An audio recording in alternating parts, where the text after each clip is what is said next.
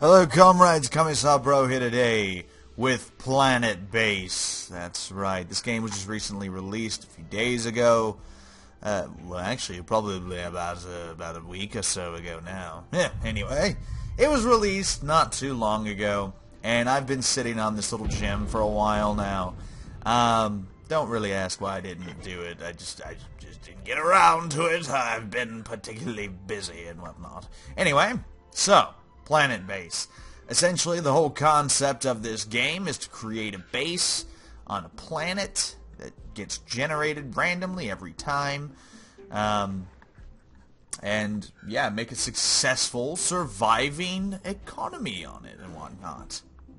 So, how do you do that? Well, it starts out pretty difficult, and honestly the game is still pretty difficult even when you get further in it. Like right now I'm struggling to find a nice mix between food and industrial supplies to build additional spare parts to keep my economy running, repaired, and etc, etc. So, where shall we start? Well, you start by placing an airlock. Once you place that airlock, people now have a way to enter your colony.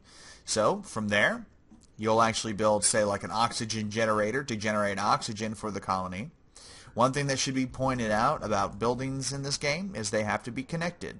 For example, let me just go ahead and show you how... Actually, let's do an exterior structure.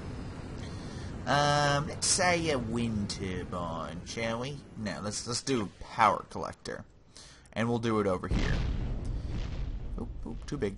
Alright, so, as you can see, a power collector has to be linked with another building. You link them by clicking on one, clicking on the other, then bam, linked. Now keep in mind, everything takes resources. So linking takes resources, building the building takes resources, etc, etc. So you'll start out with a pretty decent amount of resources, but very, very quickly they will run out, and you will no longer have those sweet, sweet supplies. And that's, like I said, that's kind of what I'm struggling with now. But anyway, so you'll eventually build a canteen and dorms for your people to sleep in. You'll build biofarms, which are where the vegetables and whatnot to allow your empire to survive. Yeah, that's right. As you can see here, we've even got medicinal pads and so on. You also have asteroids fall from space quite often, and they will destroy your base if they hit your base, or at least damage it. I haven't had anything crazy happen yet, like massive storms or anything, but needless to say, it's a total pain in the ass.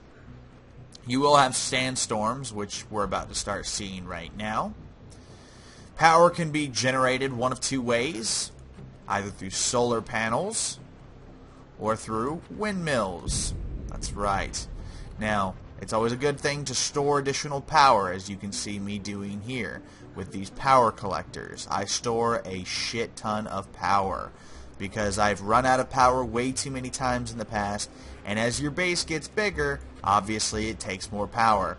Yeah, especially when you start building like mines to extract ores from the ground. Right. So, additional other buildings that you'll have, processing plant where you actually turn those ores into metals, and you turn starches that you get from foods, like the potato pad here. It turns them, I like how potatoes look just like green, like that. Don't really look like potatoes. Anyway, but yeah, they turn starches into bioplastics, which then can be turned into tables and beds and so on and so forth. You've got additional workshops like the factory, where if we go up here and look, we can build spares, semiconductors, and arms workshops. That's right. You've got storages, you've got labs, you've got multi-domes, which essentially functions as kind of like gyms in a sense, or even just places for people to hang out, so they've got things to do. You've also got video screens, like I said there. Yeah, that's right, so people have something to watch. And then another oxygen generator. Robotics facility. That's something else that this game's pretty cool about, too. You get robots. See, the thing, though, about robots is they are super freaking expensive.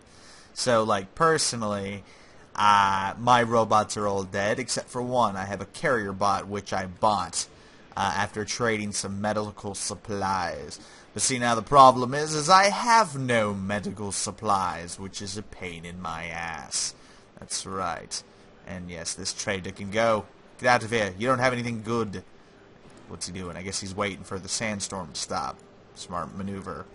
Smart maneuver. Look, this guy's like injured sitting here trying to battle the sandstorms. You can actually, when you get here, you build a security control center. Essentially, you can stop people from going out in the middle of sandstorms. But honestly, I don't really care. I just kind of let them do their thing. As long as they don't die, I'm happy as far as I'm concerned. So, anyway, the main goal of this game, as I kind of said before, is about finding a good balance between survival and not surviving. And it's really hard to kind of balance your economy the way you need to, especially if you have more colonists showing up, your base is getting bigger, you're running low on supplies, and like that's something that I literally struggle with constantly, is being low on supplies and stuff like that. And also base placement. Like the bigger your base gets, if your people are like dying of thirst or something, they will literally die of thirst. If your only water fountain is all the way over here and they enter from here, and look at that, a fucking asteroid just hit my solar panel. Damn you asteroids! You can actually build like a laser gun or some shit like that. Yeah, let me see. Yeah, anti-meteor laser requires a telescope, which requires a control center. Yeah, nice. Real nice. But yeah, it's a pretty simple game in its mechanics, and it's actually incredibly addicting too, especially watching your base get bigger and bigger. Honestly, I'm a big fan of it already. I mean, yeah, it's only like $19.99 too, so it's pretty cool. I like it. You know, it's simple. It's just a good kind of base management game, really. I mean, I don't know what else to say about it. It's fun. It's challenging, and at the same time, it's stressful, and yet at the same time, it's super relaxing. Because it's not like, I mean, if you fail, well, no big deal. Just start over and do it again. Try it out again. And just keep doing that to kind of maximize efficiency and to see what base is the best, how did you do it, and so on and so forth. It's actually really cool, and I like that about that. I really enjoy games that do that. So personally, to me, this game's actually, you know, it's a blast. I really don't know what else to kind of go in about on it. But if this is a game you're interested in, be sure to support the developers. Like I said, it's only about $19.99. They are still updating it and whatnot and throwing in some new stuff here and there. So, yeah, I mean, I highly suggest it. It's definitely one of my the better management games I've played over the past couple of months. So it's, you know, it's pretty solid. It's definitely a solid title, and I can't wait to actually see what they do more with it. Supposedly you can get intruders and stuff like that, but I haven't actually seen any intruders or negative malcontents, as we'll call them, yet. I haven't seen any of those people, but supposedly they exist somewhere around here. But anyway, this has been Kami-Sabro. Thank you so much for watching.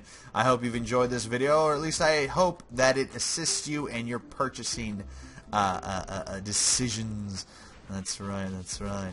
So anyway, I will see all you beautiful people next time.